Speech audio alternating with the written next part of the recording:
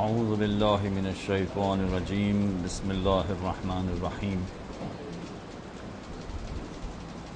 کل ذرا ایک مشکل مسئلہ آپ کے سامنے بیان ہوا تھا، آج اسے عبارت میں دہرانے سے پہلے تھوڑا سا دوبارہ اس کی وضاحت کر دیتے ہیں۔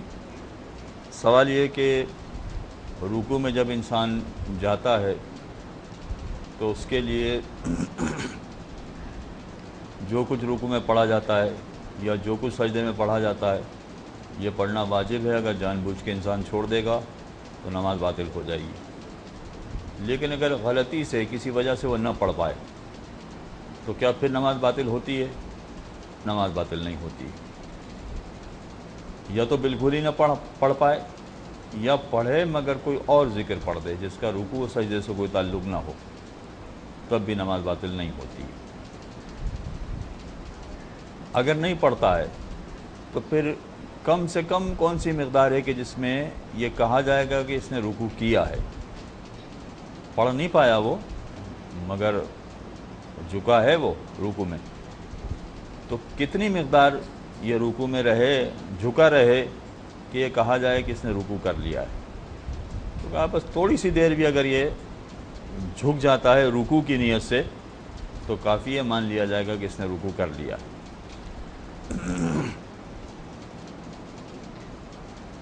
بشرطے کہ رکوع میں جتنی واجب مقدار میں جھکا جاتا ہے اتنا یہ جھک گیا ہو رکوع کی نیت سے، تو اگر ایک لمحہ بھی وہ ٹھہر گیا وہاں پر تو مان لیا جائے گا کہ اس کا رکوع ہو گیا ہے۔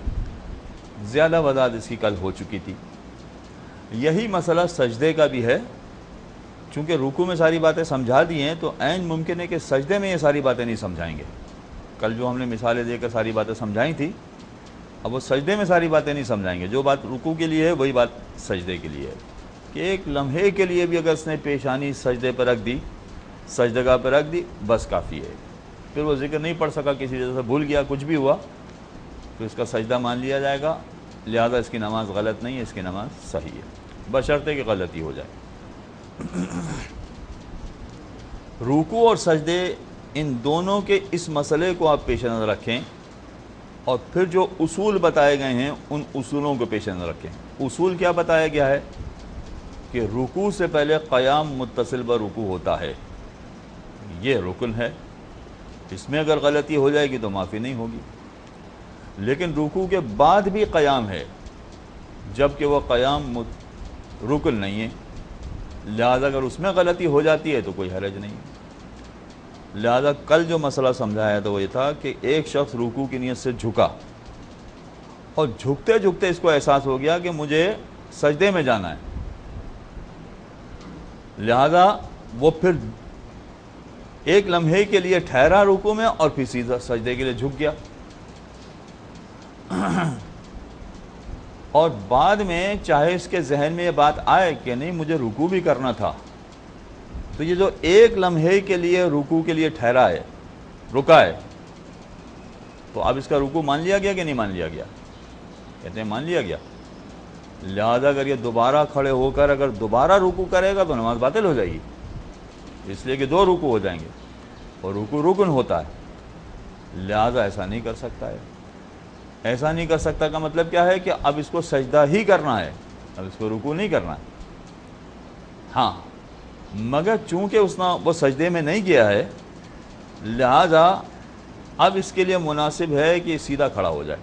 یہ بھی مناسب اس وقت ہے کہ جب اتنا نیچے جھک گیا ہے کہ اب رکوع کی حد سے باہر نکل گیا ہے، بالکل باہر نکل گیا ہے، تو اس کے لیے مناسب یہ ہے کہ چونکہ رکوع کے بعد سیدھا کھڑا ہونا چاہیے، اور اس کے پاس ابھی گنجائش ہے، اس لیے کہ یہ دوسرے رکن میں داخل نہیں ہوا ہے، سجدہ دوسرا رکن کہلاتا ہے، دوسرے رکن میں داخل نہیں ہوا ہے، لہذا اس کے پاس گنجائش موجود ہے کہ پھر دوبارہ سیدھا کھڑا ہو جائے، تو اس کے لیے مناسب ہے کہ سیدھا کھڑا ہو جائے اور اس کے بعد یہ سجدے میں جائے۔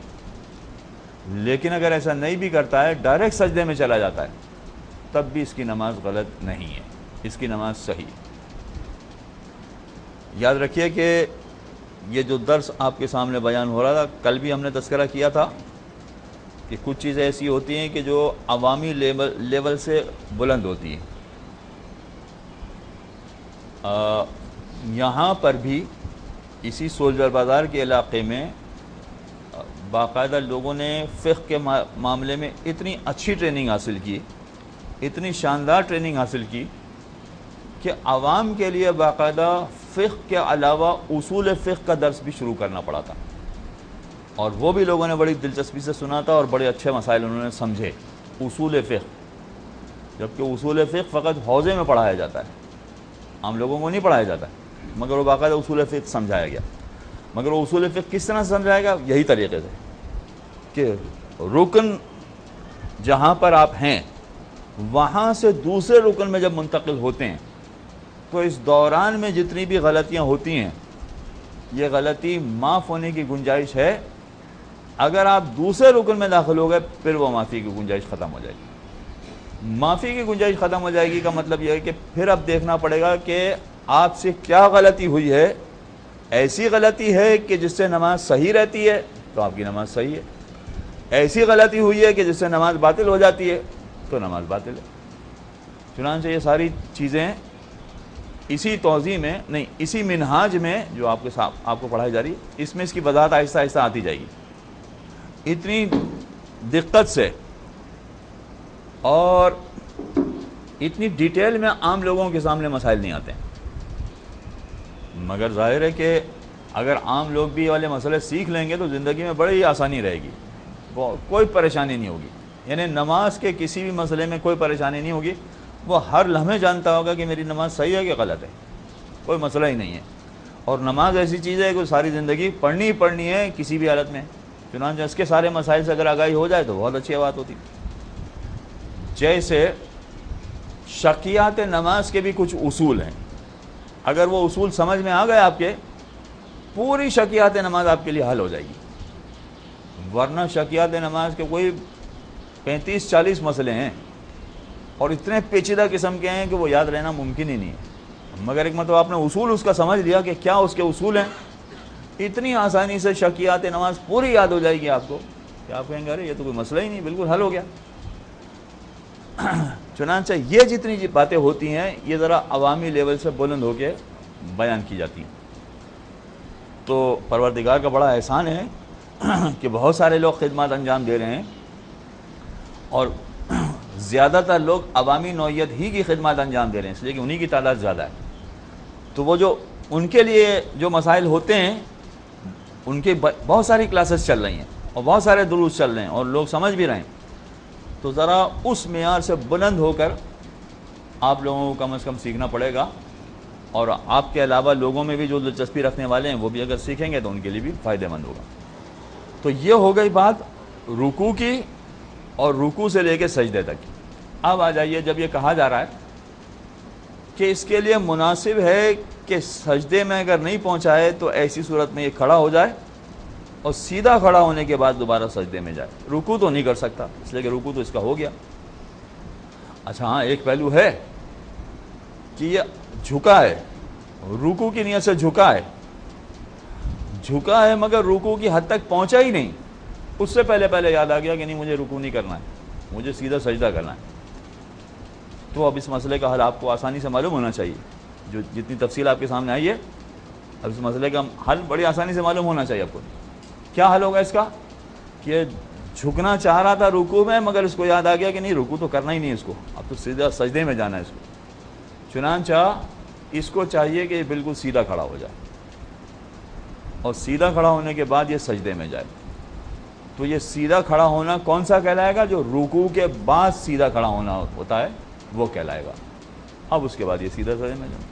جیسے فرض کیجیے کہ نماز جمعہ میں ہوتا ہے کہ آپ نے رکوع کر لیا پھر کھڑے ہو کے قنوت پڑھ لیں، قنوت پڑھنے کے بعد آپ کو سیدھا سجدے میں جانا ہے، مگر وہ اکثر لوگ بسا اوقات غلطی ہو جاتی ہے کہ وہ رکوع میں جانے لگتے ہیں، لیکن رکوع میں جانے سے پہلے رکوع کی حد میں پہنچنے سے پہلے یہ خیال آ گیا کہ نہیں رکوع تو کرنا ہی نہیں، رکوع تو ہو گیا، اب سجدے میں جانا ہے۔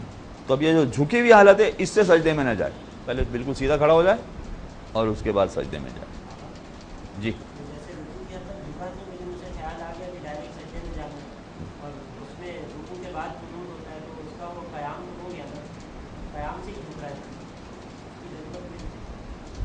آپ کا سوال نہیں سمجھے۔ بعد قنوت ہوتا ہے، صحیح ہے، اس کے بعد وہ دوبارہ جھکا صحیح ہے، تو اسے یاد آ گیا رکوع کے اندر نہیں جھکا تھا، یاد آ گیا، صحیح ہے۔ وہ اگر ڈائریکٹ سجدے میں چلا جائے تو وہ قیام تو اس کا ہو گیا نا قنوت کے وقت۔ ہاں، سوال ان کا یہ ہے کہ اگر فرض کیجئے کہ رکوع کے لیے یہ جھک گیا تھا جبکہ جھکنا نہیں تھا اس کو، تو کہتے ہیں کہ پہلے تو سیدھا کھڑا ہی تھا، جب قنوت پڑھ رہا تو اس وقت تو سیدھا کھڑا ہی تھا یہ، پھر اگر یہ جھک بھی گیا ہے تو قیام تو پہلے حاصل ہو گیا ہے، اب اس کے بعد یہ سجدے میں جا رہا ہے۔ جی، سوال میں یہ بات آ گئی کہ قیام تو پہلے حاصل ہوا ہے، اس کا مطلب ہے کہ قیام پہلے تھا، اس کے بعد جھکنا تھا، تو قیام کے بعد جھکنا ہوا اور جھکنے کے بعد سجدہ ہوا، جو غلط ہے۔ ڈائریکٹ قیام کے بعد سجدہ ہونا چاہیے، لہذا قیام اور سجدے کے درمیان یہ جھکنا آ گیا، یہ غلط ہے، ایسا نہیں ہونا چاہیے۔ رکوع کے بعد جس طرح بالکل سیدھا کھڑے ہوتے ہیں ایسے سیدھا کھڑا ہو اور اس کے بعد وہ سجدے میں جائے۔ یہ اتنی عبارت جو ہے پہلے ہم پڑھ لیتے ہیں اتنا، پھر اس کے بعد ایسے ہی ایک اور مشکل مسئلہ اب یہ اور آ رہا ہے، اس کو ذرا پھر حل کرنا پڑے گا۔ اذا ہوا الی الرکوع عن قیام، اگر کوئی شخص رکوع کی طرف جھکا ہے اور قیام سے جھکا ہے، یعنی قیام متصل بر رکوع اس کو حاصل ہو گیا ہے، صحیح ہوا، قیام سے یہ رکوع کی طرف جھکا، وفی اثناء الہوی غفل حتی حوا للسجود، اور پھر جھکنے کے دوران میں یہ غافل ہو گیا یہاں تک کہ یہ سجدے میں چلا گیا، یہاں تک کہ یہ سجدے میں چلا گیا، یعنی سجدے کی طرف جانے لگا، پھر نیچے اتنا چلا گیا کہ وہ سجدے کی طرف جانے لگا۔ اب یہ کہتے ہیں کہ جب یہ سجدے کی طرف جانے لگا تو یہ بات بیچ میں لکھی نہیں ہے کہ سجدے کی طرف جانے لگا، تب اس کو خیال آیا کہ نہیں نہیں میرا رکوع نہیں ہوا تھا، میں جو سمجھ رہا تھا کہ میرا رکوع ہو گیا، یہ رکوع نہیں ہوا تھا میرا، تو اب کیا کرے؟ یہ سیدھا کھڑا ہو جائے اور رکوع کرے یا نہیں سجدے میں چلا جائے، کیا کرے؟ اب اس کو سمجھا رہے ہیں۔ تو یہ والا جملہ درمیان میں نہیں ہے کہ اس کو رکوع نہیں کرنا ہے، اس کو سجدے ہی میں جانا ہے۔ فَإِنْ كَانَتِ الْغَفْلُ بَعْدَ تَحَقُّقِ مُسَمَّى الرُّكُوعِ بِأَنْ تَوَقَّفَ شَيْئًا مَا فِي حَدِّ الرُّكُوعِ فَغَفَلَ فَهَوَى إِلَى السُّجُودِ حَتَّى خَرَجَ عَنْ حَدِّ الرُّكُوعِ صَحَّتْ صَلَاتُهُ۔ کہتے ہیں کہ یہ جو غفلت ہوئی ہے اس سے کہ پہلے تو یہ رکوع میں گیا اور رکوع میں جب جھک رہا تھا اس وقت اس کو احساس ہوا کہ مجھے رکوع نہیں کرنا، مجھے سجدہ کرنا، لہذا وہ آگے بڑھ کے سجدہ میں چلا گیا۔ تو کہتے ہیں کہ یہ جو احساس اس کو ہوا ہے اس میں ایک لمحے کے لیے کیا یہ رکوع میں ٹھہرا ہے؟ ایک لمحے کے لیے، اگر یہ ایک لمحے کے لیے بھی ٹھہر گیا اور پھر یہ جھک گیا، سجدے کے لیے جھک گیا، جب سجدے کے لیے جھک گیا تو اس کو پتہ چلا کہ نہیں مجھے رکوع بھی کرنا تھا، تو اب اس کی کیا ذمہ داری، کیا کرے؟ کھڑے ہو کے رکوع کرے یا نہیں سجدے میں چلا جائے؟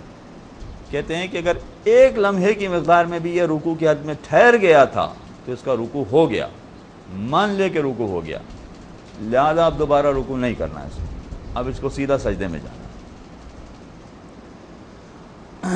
بشرطے کہ یہ اتنا جھک گیا ہے کہ رکوع کی حد سے نکل گیا ہے۔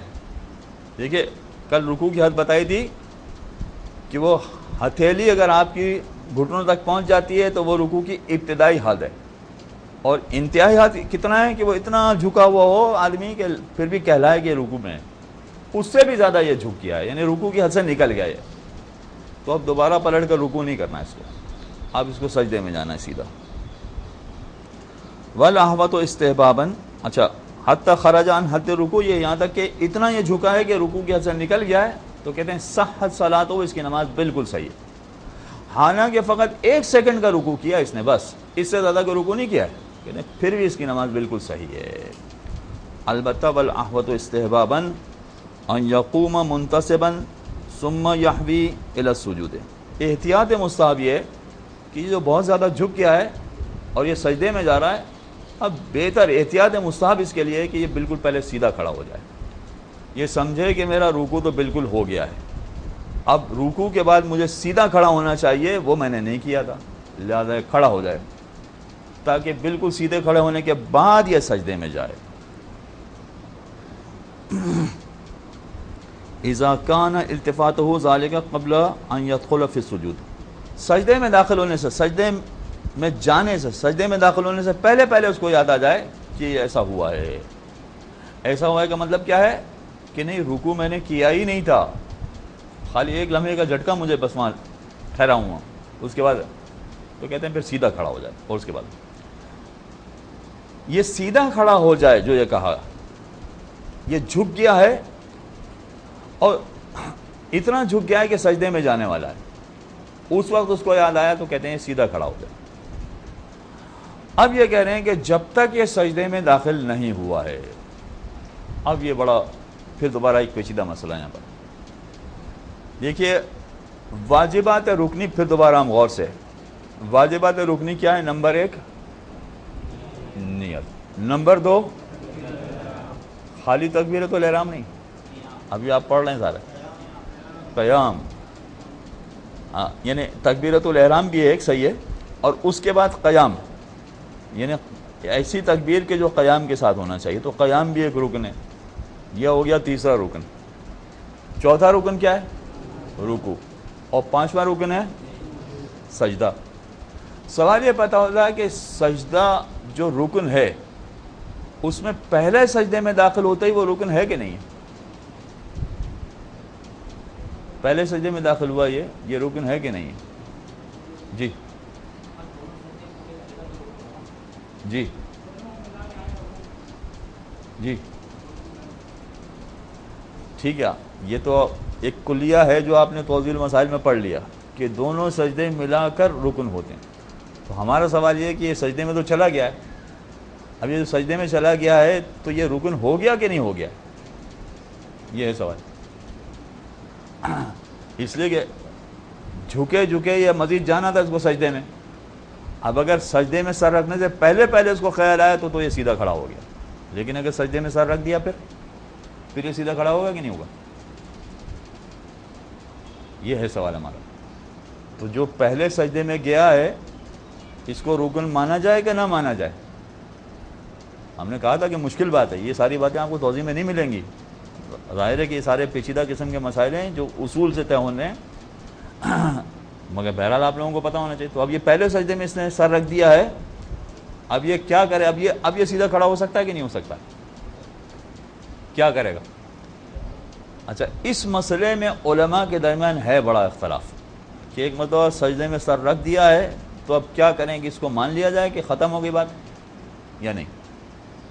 مگر ان کی عبارت سے ایسا لگ رہا ہے کہ اب بھی اگر یہ سیدھا کھڑا ہونا چاہتا ہے تو کھڑا ہو سکتا ہے. سجدے میں سر رکھ دیا ہے تب بھی.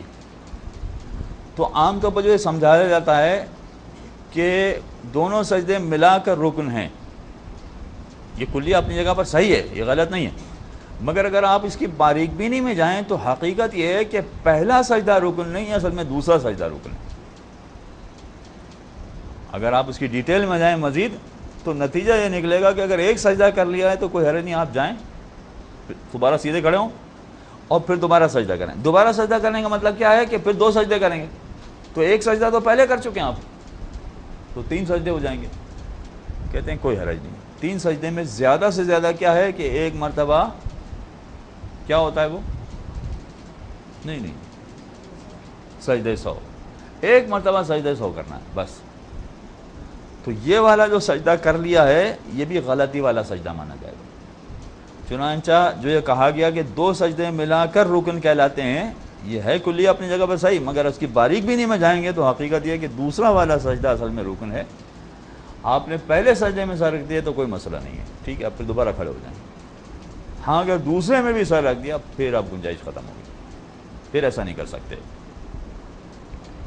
قبل ان يدخل فی السجود, سجدے میں داخل ہونے سے پہلے یہ سیدھا کھڑا ہو جائے. مگر سجدے میں داخل ہونا کس کو کہتے ہیں؟ پہلے سجدے کو کہ دوسرے سجدے کو؟ کہتے ہیں کہ یہ پہلے سجدے کو نہیں سمجھیں گے, لہذا اگر وہ کھڑا بھی ہو جاتا ہے تو کوئی حرج نہیں. وَإِلَّا مَضَى فِي صَلَاتِهِ, ورنہ اپنی نماز کو جاری رکھے. نعم الاحوط استحباباً اعادۃ الصلاۃ بعد الاتمام اذا کان التفاتہ قبل الدخول فی السجدۃ الثانیہ. ہاں, دوسرے سجدے میں جانے سے پہلے اگر اس کو یاد آتا ہے کہ نہیں یہ والی غلطی ہوئی ہے مجھ سے, تو پھر وہ سیدھا کھڑا ہونے والی بات ختم ہو جائے گی. لیکن احتیاط مستحب یہ ہے کہ یہ پھر اپنی نماز کا اعادہ کرے. اپنی نماز کو دوبارہ پڑھے۔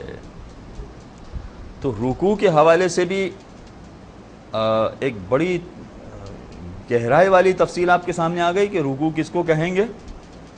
کبھی کبھار ایک لمحے کا جھکنا بھی رکوع مان لیا جاتا ہے۔ اور سجدے کی تفصیل بھی آ گئی کہ سجدے میں جو رکن ہے وہ اصل میں دوسرا سجدہ بڑا اہم ہے، وہ رکن ایکچول بنتا ہے۔ یہ ایک گفتگو مکمل ہوگی کس حد تک کی کہ جہاں پر یہ ایک لمحے کے لیے رکوع میں ٹھہر گیا تھا۔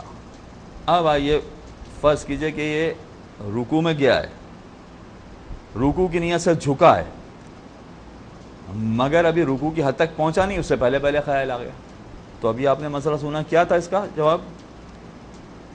ابھی رکوع کی حد تک پہنچا نہیں ہے، اس سے پہلے خیال آ گیا کہ نہیں مجھے رکوع تو کرنا نہیں ہے، پھر کیا کرنا ہے؟ اس کو سیدھا کھڑا ہوں، وہ سمجھا رہے ہیں۔ وَإِذَا كَانَتِ الْغَفْلَةُ قَبْلَ تَحَقُّقِ مُسَمَّى الرُّكُوعِ، جو واجب رکوع کی حد ہے وہاں پہنچنے سے پہلے اس کو پتہ چل گیا کہ نہیں مجھے رکوع نہیں کرنا ہے، تو عاد الی القیام منتصبان، پھر دوبارہ وہ قیام کی طرف پلٹ آئے بالکل سیدھا کھڑا ہو کے، ثم حوا الی الرکوع، پھر اس کے بعد وہ رکوع میں جائے اگر رکوع اس کو کرنا ہو، اگر کرنا اس کے لیے ضروری ہو، وہ مزہ، اور اس کے بعد اپنی نماز کو جاری رکھے، وصحت صلاتہ، اس کے بعد اس کی نماز صحیح ہو جائے گی۔ یعنی یہ ساری غلطیاں بتا رہے ہیں کہ ایک مرتبہ جا رہا ہے پھر احساس ہو رہا ہے کہ نہیں رکوع نہیں کرنا، جب خبر سیدھا کھڑا ہو گیا تو اس کا احساس ہوا کہ نہیں رکوع کرنا ہے، تو کہتے ہیں رکوع کرے اور پھر اپنی نماز کو جاری رکھے، اس کی نماز صحیح ہے۔ نعم اذا کان قد دخل فی السجدۃ الثانیۃ فالاحوط وجوبا اعادۃ الصلاۃ، جب یہ دوسرے سجدے میں داخل ہو گیا، آپ دیکھیں یہاں دوسرے سجدے کا تذکرہ بطور خاص کیا ہے انہوں نے، اس لیے کہ دوسرا سجدہ ہی ایکچول رکن بنتا ہے۔ دوسرے سجدے میں داخل ہو گیا، پھر اس کو احساس ہوا کہ جو میں جھکا تھا یہ میرا جھکنا رکوع کی حد تک تو نہیں پہنچا تھا، اور رکوع کی حد تک نہیں پہنچا تھا اور میں نے رکوع کیا بھی نہیں تھا، تو بغیر رکوع کے اس کی نماز ہو گئی۔ بغیر رکوع کی نماز ہو گئی کا مطلب کیا ہے کہ اگر یہ دوسرے سجدے میں جانے سے پہلے احساس کر لیتا کہ میرا رکوع نہیں ہوا، تو اس کی ذمہ داری کیا بنتی؟ کھڑا ہو جائے، پھر پہلے رکوع کرے، رکوع کرنے کے بعد پھر دوبارہ سجدہ کرے۔ لیکن اگر یہ دوسرے سجدے میں داخل ہو گیا ہے تو اس کا مطلب یہ ہوا کہ اب یہ دوسرے رکن میں بھی داخل ہو گیا ہے، اب پچھلے رکن کو حاصل کرنا ممکن نہیں ہے، لہٰذا اب اس کی نماز صحیح نہیں ہوگی۔ لہٰذا کہہ رہے ہیں احتیاط لازم ہے کہ اپنی نماز کا اب اعادہ کرے۔ یہ ذرا مشکل مسائل تھے، بلکہ یہ اصل میں حقیقتاً ایک ہی مسئلہ تھا، مسئلہ نمبر 590 جو مشکل تھا۔ اب ذرا قیام کے تھوڑے آسان مسئلے ہیں، اب وہ آئیے۔ اور آسان مسئلے میں کیا ہے جو ہم بارہا کہہ چکے ہیں کہ جو لوگ یہ سمجھتے ہیں کہ کھڑے ہو کے نماز نہیں پڑھ سکتے تو بیٹھ کے نماز پڑھو، تو اب کھڑے ہو کے نہیں پڑھ سکتے کا مطلب کیا ہے؟ کتنی کیفیتیں ہو سکتی ہیں کھڑے ہونے کی، وہ کیفیتیں ساری سمجھا رہے ہیں کہ کیسے کھڑا رہ سکتا ہے نا۔ اگر ان کیفیتوں سے بھی انسان کھڑا رہ سکتا ہے تو کھڑا رہنا پڑے گا اس کو، پھر بیٹھنے کی اجازت نہیں ہے۔ یجب مع الامکان الانتصاب فی القیام، اچھا واجب ہے اگر ممکن ہو، یعنی اگر یہ ساری چیزیں ہی ممکن نہ ہوں تو پھر بیٹھنے کی اجازت ہے۔ مع الامکان اگر ممکن ہے تو پھر یہ ساری چیزیں پہلے کرنا پڑیں گی۔ پہلا نمبر کیا ہے؟ الانتصاب فی القیام، کہ وہ بالکل سیدھا کھڑا ہو، لیکن اس کا ایکسیڈنٹ ہو گیا ہے، اس کو کوئی چوٹ لگ گئی ہے، یا کوئی اور مسئلہ ہے کہ جہاں وہ سیدھا بالکل کھڑا نہیں ہو سکتا، جھک کے کھڑا رہنا پڑے گا اس کو، ایسا جھک کے کہ جیسے رکوع کی حد تک کا جو جھکا ہوا ہوتا ہے ایسا معلوم ہوگا وہ۔ آپ نے پرانے زمانے میں کچھ بزرگوں کا دیکھا ہوگا، یہ بیماری اب تو تقریباً ختم ہو گئی، اب تو ایسے افراد نظر نہیں آتے، مگر پرانے زمانے کے بزرگ آپ نے شاید اپنے بچپن میں دیکھا ہوگا کہ جب بوڑھے ہو جاتے تھے تو وہ ان کی کمر اتنی جھک جاتی تھی کہ جیسے رکوع میں ہے، وہ اتنی جھکی ہوئی کمر ہوتی تھی، اور آپ ان کو راستے میں چلتے ہوئے بھی دیکھیں تو وہ جھکی ہوئی کمر کے ساتھ ہی چل رہے ہوتے تھے۔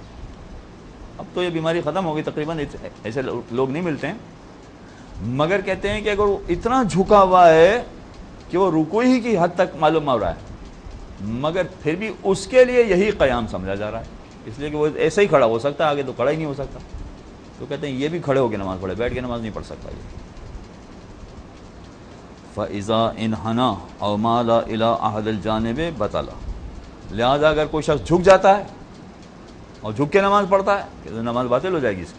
اگر سیدھا کھڑا ہو سکتا ہے سیدھا کھڑا ہو, یا دونوں میں سے کسی ایک جانب جھک جاتا ہے, دائیں جانب زیادہ جھک جائے یا بائیں جانب زیادہ جھک جائے, جیسے ایکسرسائز کرنے والے جھکتے ہیں, کہ نماز باطل ہو جائے گی. نماز میں یہ مذاق نہیں چلے گا, آپ اللہ کے سامنے کھڑے ہیں.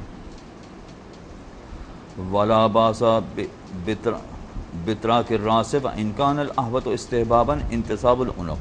اچھا, یہ جو کہہ رہے ہیں کہ دائیں طرف جھک جائے بائیں طرف جھک جائے تو نہیں چلے گا, سیدھا کھڑا ہونا چاہیے. کچھ لوگوں کو آپ نے نماز پڑھتے ہوئے دیکھا ہوگا کہ ان کی گردن بہت جھکی ہوتی ہے, یوں کر کے نماز پڑھ رہے ہوتے ہیں, یوں ادھر کر کے نماز پڑھ رہے ہوتے ہیں. یہ چلے گا کہ یہ نہیں چلے گا؟ یہ بھی نہیں چلے گا. اچھا, ان کے بیچاروں کا طریقہ ہی ایسا ہے, ویسے تو عام طور پر صحیح ہوا, لیکن کبھی بیٹھے ہوتے ہیں تو بالکل گردن یوں کر کے بیٹھے ہوتے ہیں, یا کھڑے ہوتے ہیں تو یوں گردن کر کے کھڑے. یہ چلے گا کہ نہیں چلے گا؟ کہتے ہیں کہ اگر ان کی عادت بھی ہے ایسے گردن رکھنے کی تو کہتے ہیں پھر بھی ان کو چاہیے کہ نماز میں ایسا نہ کریں, نماز میں اپنی گردن کو بالکل سیدھا کر لیں, اور ہمیشہ توجہ رکھیں کہ ان کی گردن سیدھی رہتی ہے, ٹیڑھی نہیں رہا, دونوں میں سے کسی طرف جھکی بھی نہ ہو. البتہ یہ احتیاط مستحب ہے, اگر ایسا کریں تو زیادہ بہتر ہے, اگر نہیں کریں گے تو نماز باطل نہیں ہوگی. وَيَجِبُ أَيْضًا أَنْ لَا يُفَرِّجَ بَيْنَ رِجْلَيْهِ تَفْرِيجًا فَاحِجًا عَلَى نَحْوٍ يَخْرُجُ عَنْ صِدْقِ الْقِيَامِ عُرْفًا. ایک پہلو تو ہو گیا سیدھا کھڑا ہونے والا, نہ آگے کی طرف جھکاؤ نہ دائیں بائیں جھکاؤ. دوسرا پہلو, جب یہ کھڑا ہو تو پیروں کو اس طرح سے ملا کے کھڑا ہو کہ لوگ کہیں کہ یہ کھڑا ہوا ہے. اس طرح سے پیر نہ پھیلا دے کہ لوگ کہیں نہیں کہ یہ کھڑا ہوا ہے. جو جم میں جانے والے ہوتے ہیں یا جمناسٹک کرنے والے ہوتے ہیں وہ تو کچھ ایسے ہوتے ہیں کہ جو پیر بالکل زمین سے ملا دیتے ہیں, بالکل اتنے پیر پھیلا دیے. اب وہ اگر کوئی نماز پڑھ رہا ہے تو یقیناً غلط ہے اس کی نماز. لیکن کہہ رہے ہیں کہ اس کو تو کوئی آدمی کھڑا ہوا کہے گا ہی نہیں, یہ تو ہے ہی نہیں کھڑا ہوا, لیکن کہیں گے اتنا کھڑا ہوا نہ, اتنے پیر نہ پھیلائیں. لیکن اس کے باوجود یہ تو ہو گیا جم میں جانے والا, جمناسٹک کرنے والا, لیکن عام آدمی تو نہیں اتنا پیر پھیلا سکتا ہے. تو عام آدمی کتنا پھیلا سکتا ہے؟ مثلا اس نے بالکل پیر پھیلا دیے اتنے سارے. تو اتنے پیر پھیلانے کے بعد بھی لوگ کہیں گے تو صحیح کہ یہ کھڑا ہوا ہے, مگر احتیاط لازم ہے کہ یہ بھی نہیں چلے گا, اتنے بھی پیر پھیلا کے نہیں کھڑا. اچھا, اب یہ جو ساری چیزیں بتائی جا رہی ہیں اس کا مطلب کیا ہے؟ اس کا مطلب یہ ہے کہ فرض کیجئے کہ کسی آدمی کا ایکسیڈنٹ ہو گیا اور اس کے پیروں میں یا اس کی ران میں یا اس کے کولے کی ہڈی میں مثلا پلاسٹر لگ گیا ہے, دونوں کولے کی ہڈی میں پلاسٹر لگ گیا ہے, اور دونوں کولے کی ہڈی میں پلاسٹر لگ گیا اس طرح سے کہ وہ پیر قریب کر ہی نہیں سکتا, اس کے پلاسٹر لگے ہوئے ہیں, یوں ہی پیر پھیلے ہوئے ہیں اس کے, وہ قریب ہو ہی نہیں پا رہے ہیں اس کے. تو اس کا مطلب یہ ہے کہ اگر یہ ایسے بھی کھڑے ہو سکتا ہے تو ایسے ہی کھڑے ہو کے نماز پڑھے گا, بیٹھنے کی اجازت نہیں ہے اس کو بھی. اگر یہ کھڑے ہو سکتا ہے چلیں ٹھیک ہے, عام حالات میں اجازت نہیں ہے. اگر کوئی بیماری نہیں ہے, کوئی ایکسیڈنٹ نہیں ہے, کوئی تکلیف نہیں ہے تو اجازت نہیں ہے اتنے پیر پھیلانے کی. پھر تو جیسے عام طریقہ کار ہوتا ہے کھڑے ہونے کا ویسے کھڑا ہو. لیکن اگر کوئی بیماری کی وجہ سے اتنے پیر پھیلا بھی دیتا ہے تب بھی اس کو بیٹھنے کی اجازت نہیں ہے, پھر کھڑے ہو کے نماز پڑھے. وَيَجِبُ أَيْضًا فِي الْقِيَامِ الْاِسْتِقْرَارُ بِالْمَعْنَى الْمُقَابِلِ لِلْجَرْيِ وَالْمَشْيِ. یہ دوسرا پہلو تھا کہ پیر زیادہ پھیلا کے کھڑا نہ ہو, سوائے یہ کہ پیر پھیلانے کے درمیان میں اور بیٹھنے کے درمیان میں کوئی ایک انتخاب کرنا پڑ جائے اس کو, کہ یا تو پیر پھیلا کے کھڑا ہو سکتا ہے اس لیے کہ پلاسٹر لگا ہوا ہے, یا بیٹھ کے نماز پڑھ سکتا ہے. تو کہتے ہیں پھر صحیح ہے, پھر یہ پیر پھیلا کے کھڑا ہو تو کوئی حرج نہیں, مگر بیٹھے نہیں, بیٹھنے کی اجازت نہیں. یہ دوسرا پہلو تھا. تیسرا پہلو یہ ہے کہ نماز میں سکون کے عالم میں کھڑا ہونا چاہیے. یہ جو کھڑا ہوا بالکل سکون کے عالم, یہ سکون کے عالم میں کھڑے ہونے کی دو کیفیتیں. ایک کیفیت تو یہ ہے کہ یہ کھڑا ہونا چلنے کے مقابلے میں ہے, تو وہ چلنا تو سکون نہیں کہلائے گا, وہ تو بہت ہی یقیناً سکون ختم ہو گیا. مگر ایک استقرار, یہ بھی اس کو استقرار کہتے ہیں, ایک استقرار چلنے کے مقابلے میں کہلائے گا، تو چلنا تو یقیناً استقرار نہیں ہے، تو وہ استقرار ہونا چاہیے اس کے پاس۔ دوسرا استقرار وہ ہے کہ جہاں پر وہ کھڑا ہوا ہے وہاں پر کھڑے کھڑے ہل رہا ہے مثلا، کہتے ہیں ایسا بھی نہیں کر سکتا، یہ اس طرح بھی کرنے کی اجازت نہیں۔ جو ہم نے مثالیں دی تھی کہ مثلا ٹرین میں سفر کر رہے ہیں، تو ٹرین میں آپ سفر کریں گے تو جو جھولتے ہی رہیں گے، کہتے ہیں ایسے نماز پڑھنے کی اجازت نہیں ہے، اور اسی لیے ہم نے کہا تھا کہ پھر اسٹیشن کا انتظار کریں، اسٹیشن پہ کھڑے ہو کے نیچے اتر کے نماز پڑھیں، ٹرین کے اندر نماز پڑھنے کی اجازت نہیں ہو۔ یہی مسئلہ پانی کے جہاز بھی ہوگا، بشرطے کہ پانی کے جہاز کا سفر ایسا ہو کہ آپ نماز قضا ہونے سے پہلے ایئرپورٹ اس کا سی پورٹ پر اتر جائیں گے۔ اگر پانی کے جہاز کا سفر ہی پورے 3 دن کا ہے تو پھر تو آپ اتر ہی نہیں پائیں گے، پھر تو ٹھیک ہے، پھر اس میں نماز پڑھیں۔ یا جیسے ٹرین کا سفر ہے، وہ صبح کی نماز کا وقت اتنا مخصوص اور محدود ہوتا ہے کہ اس میں کوئی اسٹیشن آنے والا نہیں ہے، تو نماز تو کسی صورت میں نہیں چھوڑ سکتے، پھر ٹرین میں نماز پڑھ لیں آپ، ٹھیک ہے، کوئی حرج نہیں۔ تو دوسرا استقرار ہے کہ ہلنے جلنے کی کیفیت نہیں ہونی چاہیے، آدمی بالکل سکون کے عالم میں ہو۔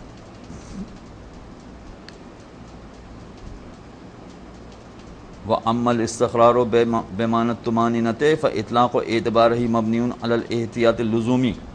اچھا، 2 طرح کے استقرار بیان ہوئے، ایک استقرار چلنے کے مقابلے میں یعنی سکون سے کھڑا ہو، ایک استقرار ہلنے جلنے کے مقابلے میں یعنی وہاں بھی سکون سے کھڑا ہو۔ اردو زبان میں بھی دونوں کے لیے سکون کا لفظ۔ وہ جو چلنا ہے اس کے بارے میں تو فتویٰ ہے کہ ایسا کر ہی نہیں سکتا ہے وہ نماز میں، لیکن یہ جو ہلنے جلنے والی کیفیت ہے اس میں کہہ رہے ہیں کہ احتیاط لازمی ہے کہ ہلنے جلنے والی کیفیت بھی نہیں ہونا چاہیے۔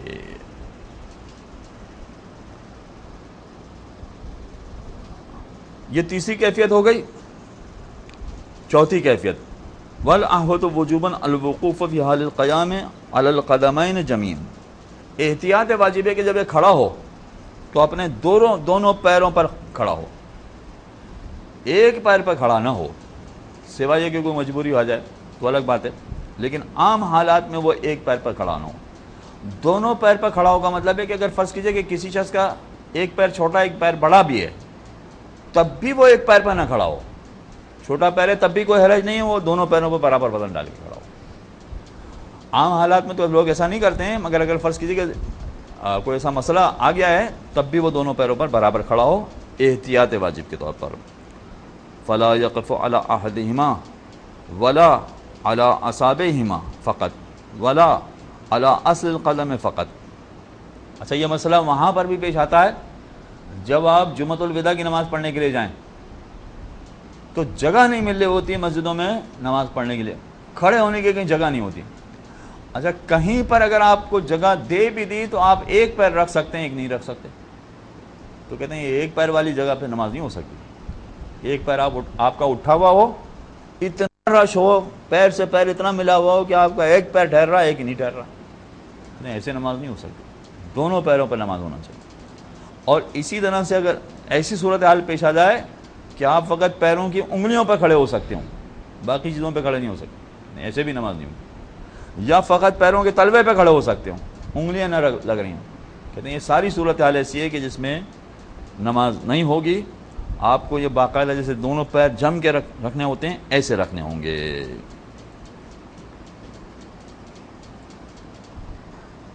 یہ 4 صورتحال ہو گئی۔ ایک آخری 5ویں صورتحال بھی ہے، تھوڑا سا اگر تاخیر ہو جائے تو کوئی حرج نہیں، 1 آدھ منٹ کی، مگر یہ مسئلہ یہاں مکمل ہو جائے گا بالکل۔ 5ویں صورتحال کیا ہے؟ کہتے ہیں کما ان الاحوط وجوبا عدم الاعتماد على عصا او جدار او انسان في حال القيام مع التمكن من ترکه۔ 5ویں صورت یہ کھڑے ہونے کی کہ کسی سہارے کے بغیر کھڑا ہو، کسی کا سہارا نہ لے۔ اگر فرض کیجئے کہ یہ زخمی ہے، اس کے پیروں میں زخم لگا ہے، کمر میں مثلا پلاسٹر بندھا ہے، کچھ بھی ہے، مگر فرض کیجئے کہ یہ عصا کا سہارا لے کے چلتا ہے، مگر کھڑا رہنے میں، نماز پڑھنے میں بغیر عصا کے کھڑا رہ سکتا ہے، تو ایسی صورت میں یہ بغیر عصا کے، بغیر سہارا لیے ہوئے کھڑا ہو۔ جہاں جہاں بھی اس کے لیے ممکن ہے بغیر کسی طرح کا سہارا لیے ہوئے، دیوار کا سہارا لیے ہوئے، کسی انسان کا سہارا لیے ہوئے، کرسی کا سہارا لیے، کسی بھی چیز کا سہارا لیے بغیر اگر یہ کھڑا ہو سکتا ہے تو بغیر سہارے سے کھڑا ہونا لازمی ہے اس کے لیے، چاہے اس کو درد ہے، چاہے بخار ہے، چاہے پلاسٹر بندھا ہوا ہے، چاہے کوئی اور مسئلہ ہے، عام حالات میں یہ سہارے ہی سے چلتا ہے، دیوار کا سہارا لے کے چلتا ہے، لکڑی کا سہارا لے کے چلتا ہے، انسان کا سہارا لے کے چلتا ہے، مگر اگر نماز میں یہ تھوڑی دیر کے لیے بھی اگر اس طرح سے بغیر سہارے کے کھڑا ہو سکتا ہے، پھر کسی قسم کا سہارا لینے کی اجازت نہیں ہے اس کو، بغیر سہارے کے کھڑا ہو۔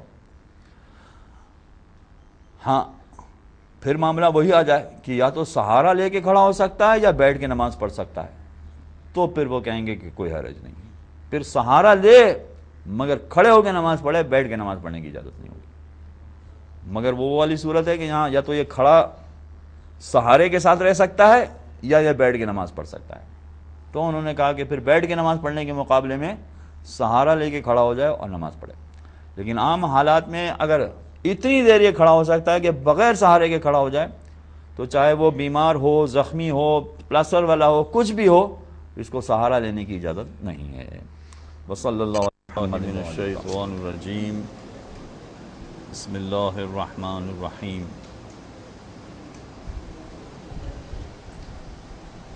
ایک گفتگو کا حصہ آپ کے سامنے پہلے بیان ہو چکا تھا کہ اگر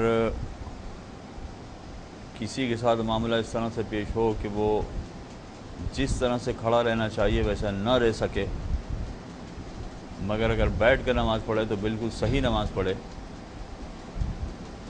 تو اس کا کل آپ کے سامنے مسئلہ بیان ہو چکا تھا کہ چاہے عام طریقے سے کھڑا نہ بھی رہ سکے، تب بھی اس کو چاہیے کہ وہ کھڑے رہ کے نماز پڑھے، اور کھڑے رہ کے نماز پڑھنے میں چاہے وہ ذرا جھک کے کھڑا رہنا پڑتا ہو، ٹیڑھا کھڑا رہنا پڑتا ہو، ہلنے جلنے کی کیفیت میں کھڑا رہنا پڑتا ہو، جو بھی صورتحال ہو، اگر وہ کھڑا رہ سکتا ہو تو کھڑا رہ کر ہی نماز پڑھے، بیٹھ کے نماز پڑھنے کی اجازت نہیں۔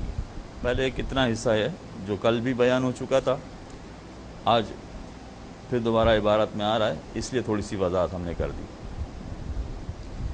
اذا قدر علی ما یصدق علیہ القیام عرفا بلحاظ حالہ، اگر کوئی شخص طاقت رکھتا ہے، قدرت رکھتا ہے کہ وہ اس کے اعتبار سے جس کو کھڑا رہنا کہا جائے اس طرح سے وہ کھڑا رہ سکتا ہے۔ اب بظاہر وہ جھکا ہوا ہے مگر اس کے اعتبار سے وہ کھڑا ہوا ہی ہے، یا بظاہر وہ ٹیڑھا کھڑا ہے مگر اس کے اعتبار سے یہی سیدھا کھڑا ہونا ہے۔ تو اگر کوئی شخص طاقت و قدرت رکھتا ہو کہ وہ اپنے اعتبار سے کھڑے ہو کے نماز پڑھ سکتا ہو، وَلَوْ مُنْحَنِيًا اَوْ مُنْفَرِجَ الرِّجْلَيْن صَلَّى قَائِمًا، چاہے اپنے اعتبار سے وہ جھک کے کھڑا ہوتا ہو یا اپنے اعتبار سے پیر پھیلا کے کھڑا ہوتا ہو، تو کھڑے ہو کر ہی اس کو نماز پڑھنی ہے، بیٹھ کے نماز پڑھنے کی اجازت نہیں ہے۔ وَإِنْ عَجَزَ عَنْ ذَلِكَ صَلَّى جَالِسًا۔ جو 5 صورتحال کل بتائی تھی آپ کے سامنے، ان 5 صورتوں میں سے بھی اس کے لیے ممکن نہ ہو، اس کے لیے تقریباً کھڑا ہونا ناممکن ہو جائے یا بہت ہی زیادہ دشوار ہو جائے، تو باری آتی ہے کہ کہاں کھڑے ہو کے نماز نہیں پڑھ سکتے تو بیٹھ کے نماز پڑھو، پھر یہ کہا جائے گا کہ بیٹھ کے نماز پڑھو، اس سے پہلے نہیں۔ اچھا، بیٹھ کے نماز پڑھنے میں بھی یہی ساری صورتحال ہوگی، یعنی اگر ایک شخص بیٹھ کے نماز پڑھتا ہے مگر ہلنے جلنے کی کیفیت میں، بیٹھ کے نماز پڑھتا ہے مگر جھکی ہوئی کیفیت میں، لیکن اگر وہ لیٹ کے نماز پڑھے تو بالکل صحیح نماز پڑھے گا، جو لیٹنے والے کی صحیح کیفیت ہوتی ہے ایسے نماز پڑھے گا۔ تو کہتے ہیں پھر بھی اس کو لیٹنے کی اجازت نہیں ہے، وہ جو کھڑے ہونے میں ساری کیفیتیں آئی تھیں اب ساری کیفیتیں بیٹھنے میں آ جائیں گی، کہ وہ ہلتے جلتے بھی اگر بیٹھ کے نماز پڑھ سکتا ہو تو لیٹنے کی اجازت نہیں، وہ جھک کر بھی اگر بیٹھ کے نماز پڑھ سکتا ہو تو لیٹنے کی اجازت نہیں، وہ ٹیڑھا ہو کر بھی مثلا بیٹھ کے نماز پڑھ سکتا ہو تو لیٹنے کی اجازت۔ وہی ساری صورتحال بیٹھنے والے کے لیے آ جائیں گی جو کھڑے ہونے والے کے لیے تھی۔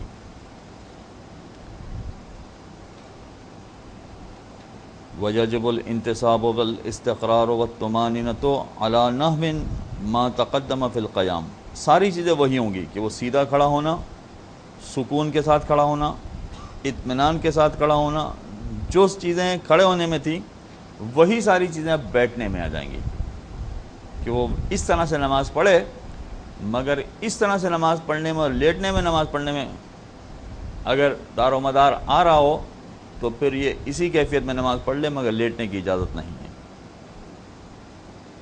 حاذا مع الامکان والا اقتصر علی الممکن، یہ جو کہا کہ سیدھا بیٹھے، استقرار کے ساتھ بیٹھے، اطمینان کے یعنی سکون کے ساتھ بیٹھے، یہ ساری چیزیں اس وقت ہے کہ جب اس کے لیے ممکن ہو۔ اگر ممکن نہیں ہے تو کوئی بات نہیں، لیٹے نہیں، بیٹھ کر ہی نماز پڑھے، چاہے وہ ہلنے جلنے کی کیفیت ہو، جھکنے کی کیفیت ہو، جو بھی ہو۔ ہاں، اب اس کے بعد کا ایک اور مرحلہ ہے، جیسا کہ کل بھی بیان ہوا تھا کہ یہ سارے مسائل آپ کو ہر کتاب میں نہیں ملیں گے۔ عام طور پر ایک لوگوں کی زبان میں جملہ ہوتا ہے کہ کھڑے ہو کے نماز نہیں پڑھ سکتے تو بیٹھ کے پڑھ لو، بیٹھ کے نہیں پڑھ سکتے تو لیٹ کے پڑھ لو۔ لیٹ کے کیسے نماز پڑھیں؟ کیا طریقہ ہے لیٹ کے نماز پڑھنے کا؟ جتنے مریض افراد ہیں ان کے لیے بڑا اہم ہے یہ مسئلہ، جو نہیں اچھا مریض ایک تو ایسا ہے کہ جو دائمی قسم کا مریض ہے، 5 سال سے بستر میں پڑا ہے، اٹھ ہی نہیں سکتا ہے۔ ایک وہ مریض بھی ہے کہ جس کا آپریشن ہونے والا ہے اور بیڈ پہ ابھی اٹھ نہیں سکتا ہے، لیکن آپریشن کے بعد یہ ٹھیک ہو جائے گا۔ تو لیٹ کا جو نماز پڑھنے کی کیفیت بتائی گئی، کیسے لیٹ کا نماز پڑھی جائے؟ کہتے ہیں لیٹ کا نماز پڑھنے کے 3 طریقے ہیں، 3، اور تینوں میں ترتیب ہے۔ پہلے اس طرح سے لیٹے، اگر وہ نہیں کر سکتا تو دوسری طرح سے لیٹے، وہ بھی نہیں کر سکتا تو تیسری طرح سے لیٹے۔ یہ 3 طریقے ہیں لیٹ کے نماز پڑھنے کے۔ نمبر 1، پہلا طریقہ یہ ہے کہ دائیں جانب لیٹے، یعنی اپنے دائیں کروٹ پر لیٹے۔ دائیں کروٹ پر نہیں لیٹ سکتا تو بائیں کروٹ پر لیٹے۔ اچھا، دائیں کروٹ پر لیٹے اور پھر قبلہ رخ بھی ہو۔ قبلہ رخ ہوگا مطلب کیا ہوگا کہ پورا سامنے کا حصہ قبلے کی طرف آ جائے گا۔ اگر سامنے کا حصہ قبلے کی طرف آ جائے گا تو فرض کیجئے کہ اس طرف قبلہ ہو، ہماری پشت پر قبلہ ہو، تو اگر وہ لیٹے گا تو اس کا سر کہاں پر آئے گا؟ پھر اگر وہ لیٹ کے نماز پڑھے گا تو سر کس طرف آئے گا؟ اس کا سر جہاں ہم اس وقت بیٹھے میں ہماری بائیں طرف آئے گا، یعنی اگر قبلے کی طرف، قبلے سے پش کر کے انسان کھڑا ہو جائے تو پھر نماز پڑھنے والے کا سر بائیں طرف آ جائے گا، یعنی اس کو دائیں کروٹ پر بھی لیٹنا ہے اور قبلے کی سمت میں بھی لیٹنا ہے، تو خود بخود اس کا سر بائیں جانب چلا جائے گا، یعنی ہمارے بائیں جانب چلا جائے گا۔ اس طرح سے لیٹ کے نماز پڑھنی ہے۔ اگر اس طرح سے نماز پڑھنا اس کے لیے ممکن ہے تو یہی طریقہ اختیار کرنا پڑے گا، کوئی اور طریقہ اختیار کرنے کی اجازت نہیں ہے۔ اگر ایسا نہیں کر سکتا تو پھر بائیں کروٹ پر لیٹے۔ بائیں کروٹ پر لیٹے اور قبلے کی طرف جائے تو پھر اس کا سر کدھر چلا جائے گا؟ پھر الٹی طرف چلا جائے گا، دوسری طرف اس کا سر چلا جائے گا۔ پہلے اس سائڈ میں اس کا سر تھا، اب اس سائڈ میں اس کا سر چلا جائے گا۔ تو بائیں طرف بھی لیٹے اور قبلے کی طرف بھی ہو، یعنی پورا سامنے کا حصہ قبلے کی طرف ہو، اس طرح سے نماز پڑھے۔ اگر ایسے بھی نماز نہ پڑھ سکتا ہو، یہ بھی اس کے لیے ممکن نہ ہو، اچھا ممکن نہ ہو کہ وہی ساری صورتحال وہ ٹیڑھا ہو کر ہلتے جلتے کیفیت میں سارا یہ سب کچھ ہوگا، وہ بھی ممکن نہیں ہے اس کے لیے، تو پھر یہ سیدھے لیٹ کے نماز پڑھے۔ تیسری صورتحال بنے گی سیدھے لیٹ کے نماز۔ اچھا، سیدھے لیٹ کے کیسے نماز پڑھے؟ یہاں سے وہاں سیدھا لیٹے، وہاں سے وہاں سیدھا لیٹے، یوں سے یوں سیدھا لیٹے، یوں سے کیسے سیدھا لیٹے؟ کیسے سیدھا لیٹ کے نماز پڑھے؟ کہتے ہیں ایسے سیدھا لیٹے کہ اس کے پیر کے تلوے قبلے کی طرف آ جائیں، جیسے مرنے والے شخص کو لٹایا جاتا ہے، جس کو کہا جاتا ہے محتضر، جو احتضار کی کیفیت میں ہوتا ہے، بس وہ دنیا سے جانے والا بالکل آخری کیفیت میں ہے۔ اور وہ جو بالکل آخری کیفیت میں انسان ہوتا ہے، اگر پروردگار کی توفیق اس وقت بھی اس کے شامل حال ہو تو اس وقت بھی وہ بڑا افسوس کر رہا ہوتا ہے کہ میں نے 70 سال کیسے ضائع کر دیے، میں نے 80 سال کیسے ضائع کر دیے۔ اور اگر فرض کیجئے کہ کوئی جوان ہے جس کو گولی لگ گئی ہے تو میں نے 20 سال کیسے ضائع کر دیے۔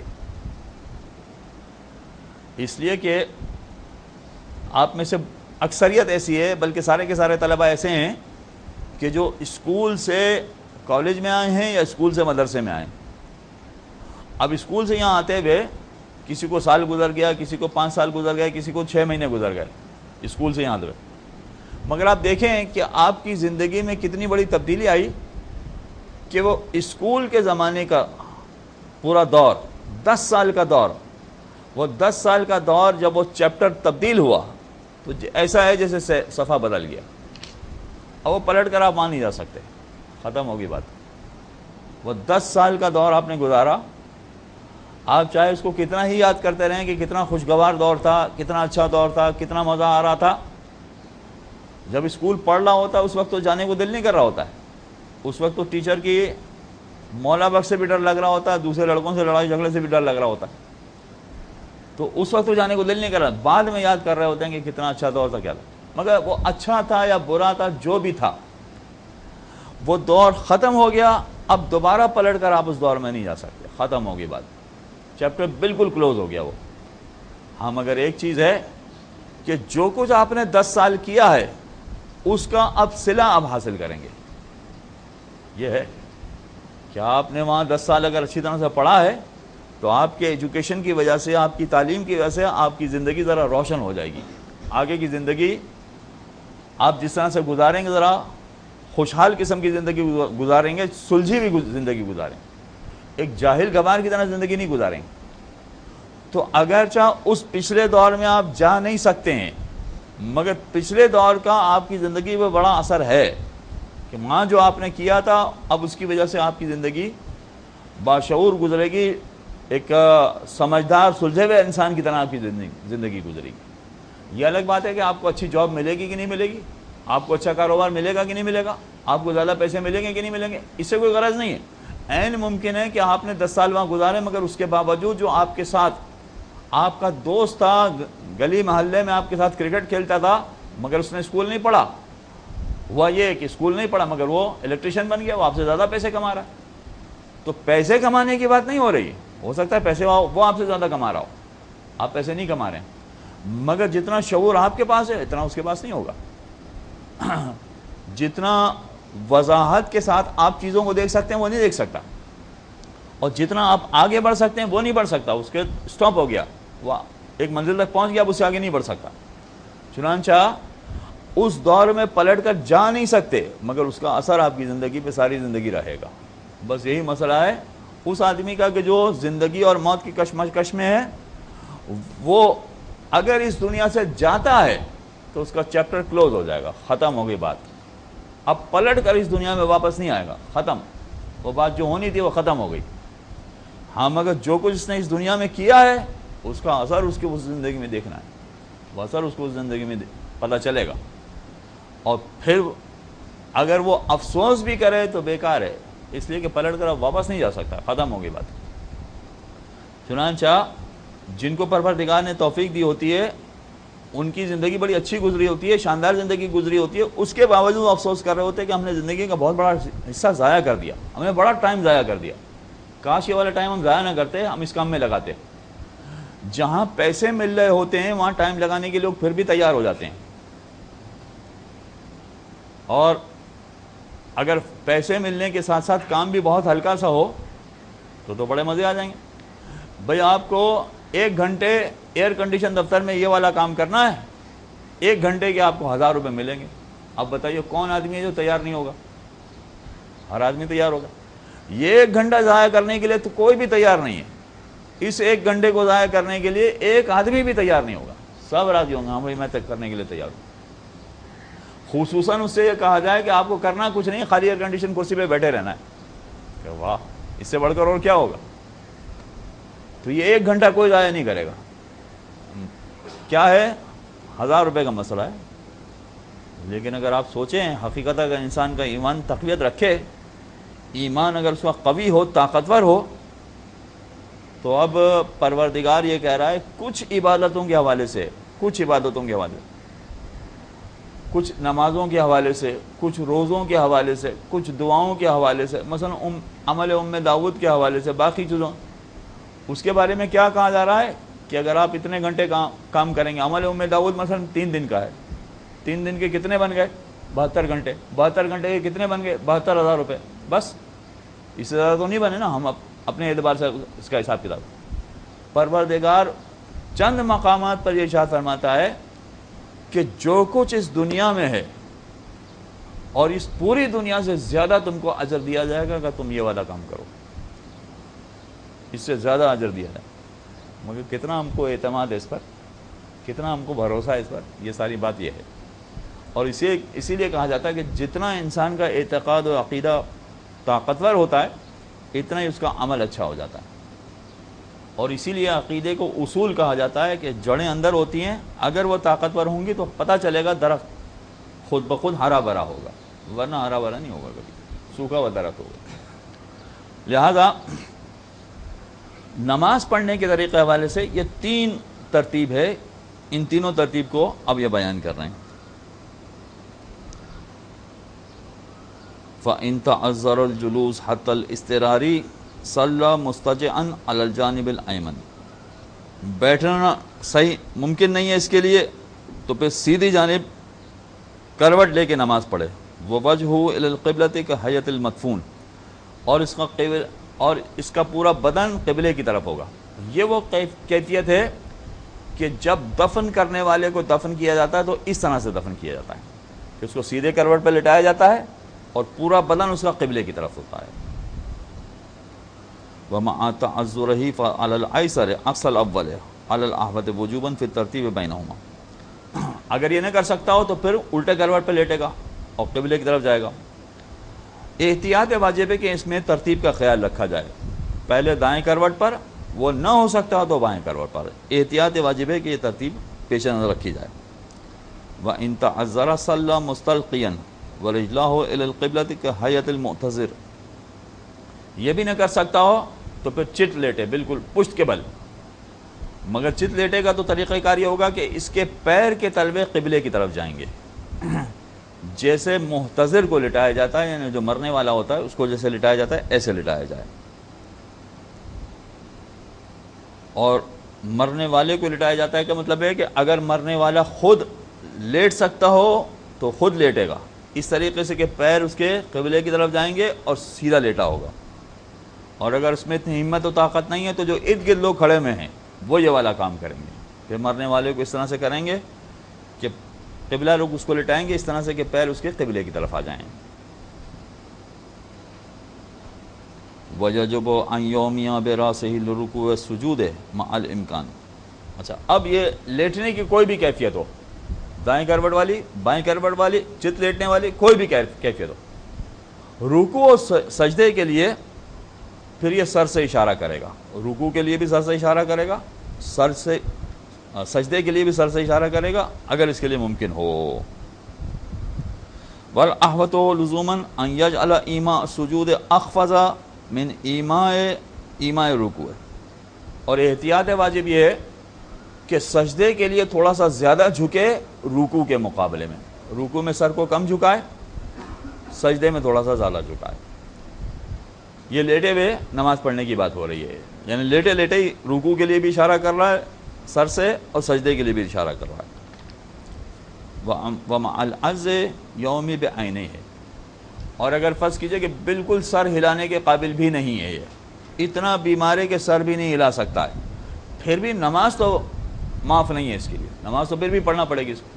کہتے ہیں نماز پڑھے, اگر سر نہیں ہلا سکتا تو پھر آنکھوں کے اشارے سے, آنکھوں کے بند کرنے اور آنکھوں کے کھولنے, اس سے یہ رکوع اور سجدے کا اشارہ کرے گا. آنکھوں کو جھکائے گا اس کا مطلب ہے کہ رکوع کر رہا ہے, پھر آنکھوں کو اٹھائے گا, پلکوں کو اٹھائے گا, اس کا مطلب ہے کہ رکوع سے اٹھ گیا. یہ اس طرح سے آنکھوں کے اشارے سے یہ نماز پڑھے گا, مگر نماز پڑھے گا, چھوڑے گا نہیں یہ نماز. جی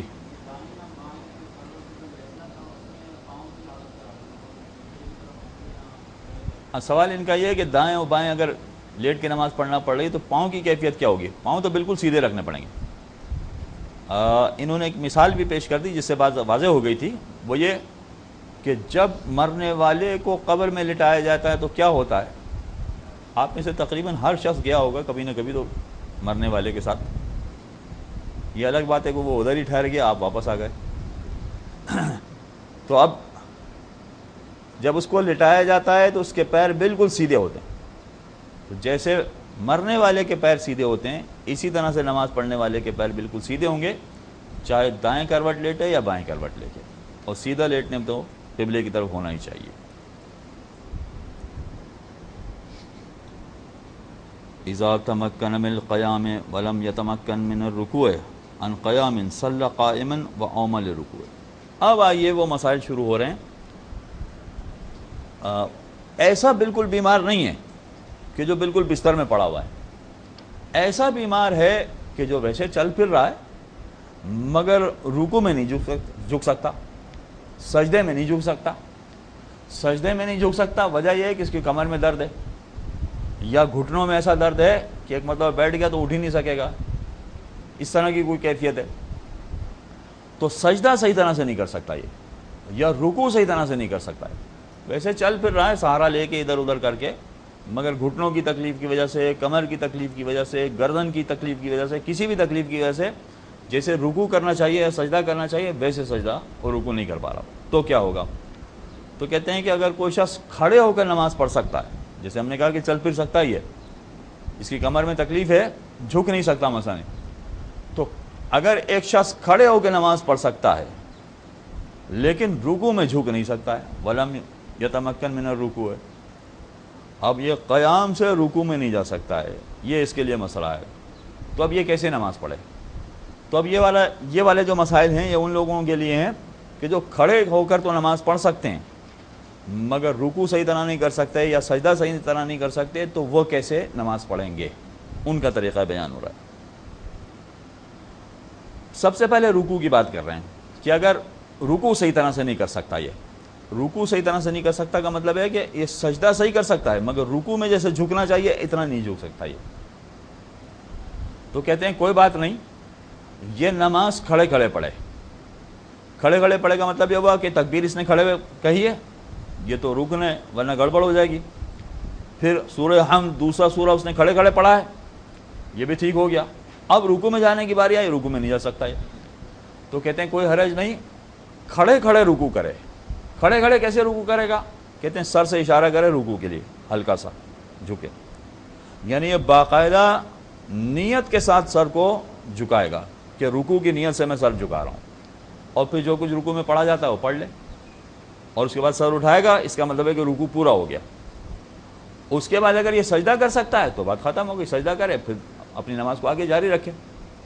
پھر دوسری رکعت میں رکوع کرنے کی باری آئے گی تو پھر ویسے ہی کرے اور اپنی نماز پوری کر لے، بات پوری ہو گئی. ہاں مگر ایک بات یہاں درمیان میں بتا رہے ہیں کہ یہ کھڑے کھڑے اس طرح سے نماز پڑھے، رکوع کھڑے کھڑے کرے اور اپنی نماز کو صحیح مکمل کرے. اگر اس طرح سے نماز پڑھ لی تو نماز اس کی بالکل صحیح ہو گئی. مگر کہہ رہے ہیں کہ احتیاط مستحب یہ ہے کہ یہ ایک مرتبہ بیٹھ کر بھی نماز پڑھے، یعنی بیٹھ کر نماز پڑھے. اس میں کیا ہوگا کہ جیسے بیٹھ کے رکوع کیا جاتا ہے ایسے رکوع کرے.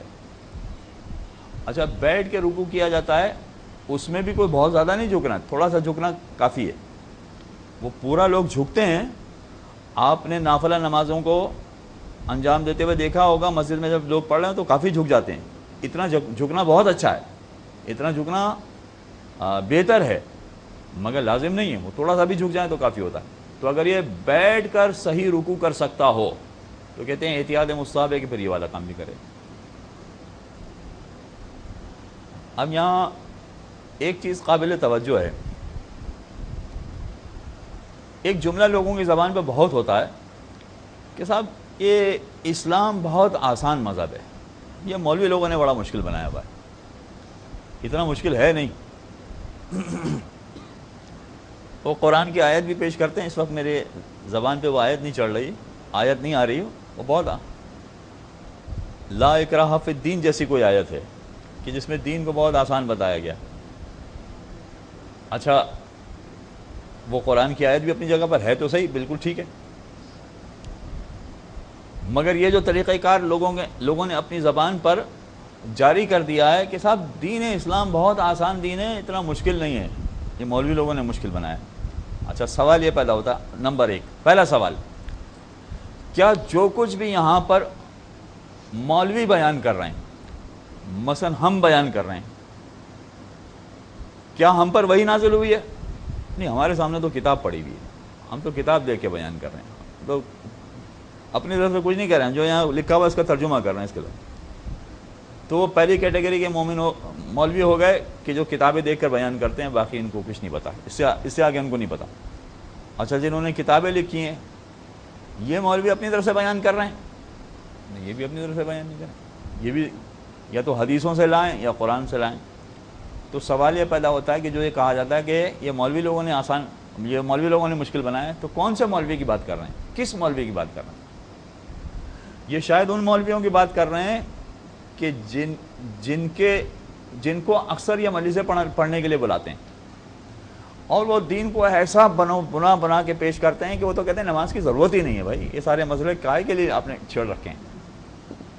تو وہ کہتے ہوں گے کہ ہاں دین تو بڑا آسان ہے، باقی تو کوئی نہیں کہتا، باقی تو جو مسائل لکھے ہیں وہ سارے مسائل ایسے ہیں کہ جس پر عمل کرنا پڑے گا، اس کو تو چھوڑ ہی نہیں سکتے۔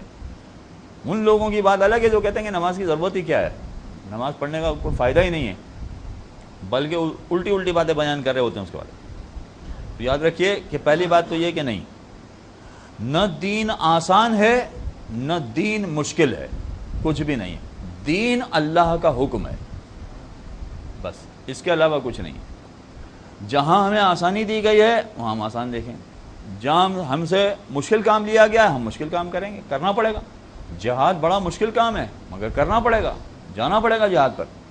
اس جہاد کی بات نہیں کر رہے ہیں جو یہ نکل پڑے ہیں بغیر سوچے سمجھے، جو حقیقی جو امام کی موجودگی والا جہاد کی بات کر رہے ہیں، تو کرنا پڑے گا۔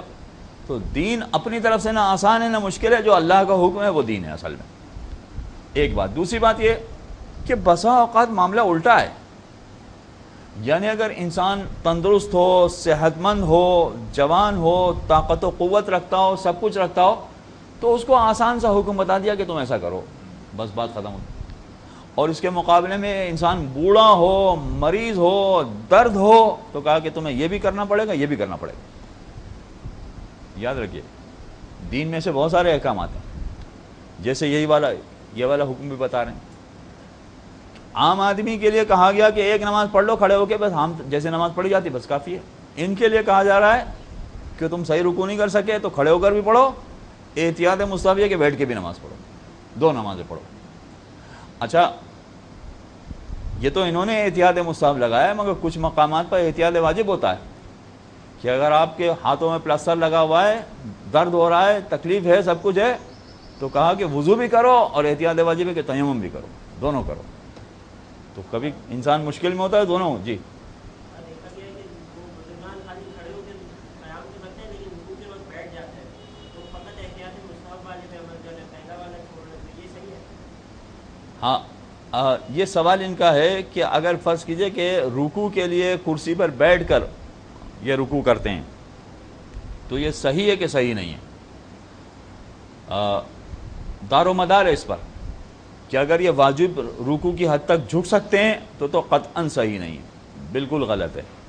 لیکن اگر اتنا بھی نہیں جھک سکتے تو آیت اللہ سیستانی کی جو فتوی ہمیں یاد پڑ رہے ہیں اس کے مطابق وہ صحیح ہو جاتا ہے۔ بیٹھ کر بھی اگر وہ رکوع کر لیتے ہیں، جو فتویٰ ہمیں یاد پڑ رہا ہے اس کے مطابق کوئی حرج نہیں، اس کو بھی صحیح مان لیا گیا ہے۔ تو خلاصہ یہ ہے کہ جس کے لیے رکوع میں پریشانی ہو وہ اس طرح سے رکوع کرے گا۔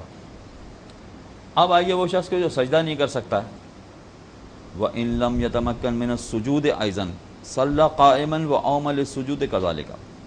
مگر فرض کیجئے کہ کوئی شخص سجدہ کر ہی نہیں سکتا، جھک ہی نہیں سکتا سجدے میں جتنا جھکنا چاہیے، تو کہتے ہیں اس کی بھی ذمہ داری ہے کہ یہ کھڑے ہو کے نماز پڑھے، یعنی کھڑے ہو کے جب نماز پڑھے گا تو اگر یہ صحیح طرح سے رکوع کر سکتا ہے تو کرے گا، نہیں کر سکتا ہے تو جو بھی طریقہ بتایا اس کے مطابق رکوع کرے گا۔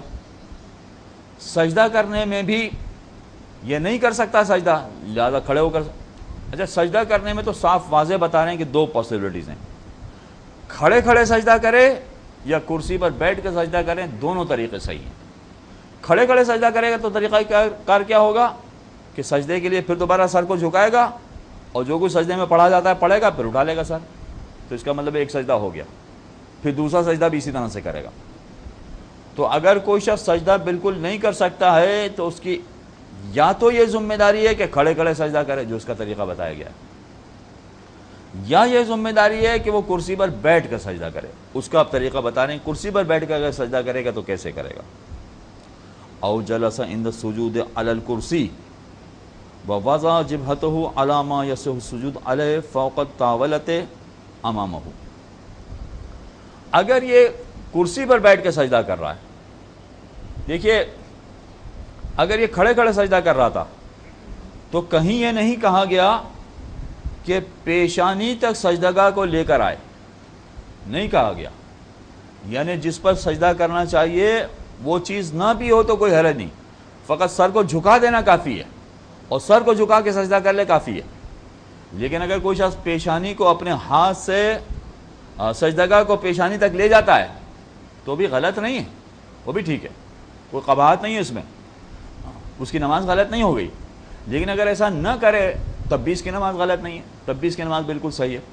تو سجدہ اگر کھڑے کھڑے کر رہا ہے تو کسی سجدگاہ جیسی چیز کو پیشانی پر لگانا لازمی نہیں ہے، لیکن اگر سجدہ بیٹھ کر کر رہا ہے، کرسی پر بیٹھ کے اگر سجدہ کر رہا ہے تو ایسی صورت میں پھر وہ جو سامنے ٹیبل ہوگا اس پہ کوئی ایسی چیز ہونی چاہیے کہ جس پر سجدہ کرنا صحیح ہوتا ہے، اور اس پر یہ سجدہ کرے گا، اس پر پیشانی جھکا کے اس پر سجدہ کرے گا۔ تو کھڑے کھڑے اگر نماز پڑھ رہا ہے تو کسی سجدگاہ کی ضرورت نہیں، لیکن اگر کرسی پر بیٹھ کے سجدہ کر رہا ہے تو پھر سامنے کوئی ایسی چیز ہونا چاہیے کہ جس پر یہ باقاعدہ پیشانی کو رکھے اور اس کے اوپر پھر سجدہ کرے، اور پھر جو سجدے میں پڑھا جاتا ہے وہ پڑھے بھی۔ یہ ایک ذرا سی مشکل گفتگو تھی سجدے اور رکوع کے حوالے سے، مگر یہ بڑی اہم گفتگو ہے۔ آپ مسجدوں میں دیکھتے ہوں گے کہ کتنی لوگوں سے گڑبڑ ہوتی ہے، کتنی لوگوں کی نمازیں ضائع ہو جاتی ہیں۔ بہرحال جہاں جہاں بھی دین کے مسائل پہنچانا ہم سب کے لیے ممکن ہے، ہماری ذمہ داری بنتی ہے کہ یہ مسائل پہنچائیں تاکہ لوگوں کی نمازیں صحیح ہو جائیں۔ جی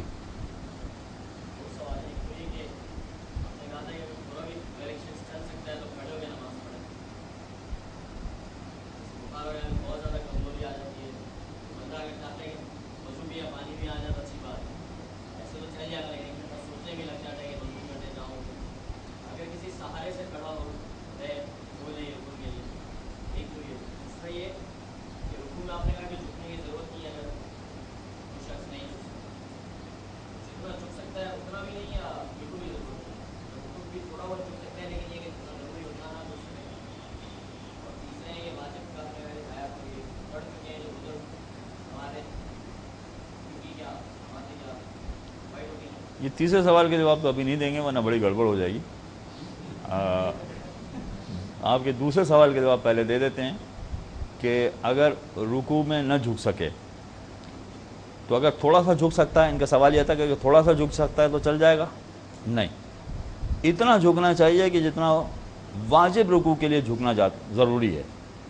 اگر اتنا نہ جھک سکے تو یہ کہا جائے گا کہ یہ رکوع نہیں کر سکتا ہے۔ پھر اگر رکوع نہیں کر سکتا ہے تو یہ کھڑے کھڑے رکوع کرے گا۔ جب کھڑے کھڑے رکوع کرے گا تجھے جو تھوڑا سا جھک سکتا ہے اتنا جھکنا بھی اس کے لیے لازمی نہیں ہے۔ کھڑے کھڑے جب رکوع کر رہا ہے تو فقط سر سے اشارہ کر دینا کافی ہے، بس اس کے علاوہ کچھ نہیں۔ ایک بات، پہلا سوال کیا تھا آپ کا؟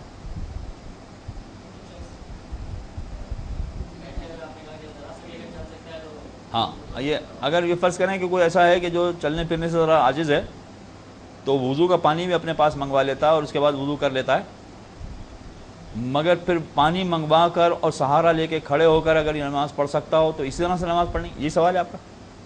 ہاں ہاں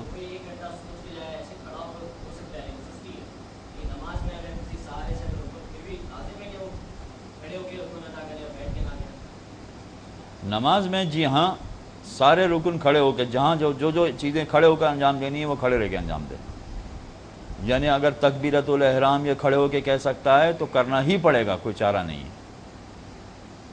چاہے اکیلے نہ کھڑا ہو سکتا ہو، سہارے سے کھڑا ہو سکتا ہو تو سہارے سے کھڑے ہو کر یہ تکبیرۃ الاحرام کا ہے، چھوڑ نہیں سکتا ہے۔ تو جتنی چیزیں کھڑے ہو کے کہہ سکتا ہے اس کی ساری تقریباً تفصیل کل آ چکی تھی، اگر کوئی چیز رہ گئی ہو تو آپ پھر بعد میں معلوم کر لیجیے۔ وصلی اللہ علی محمد وآلہ الطاہرین۔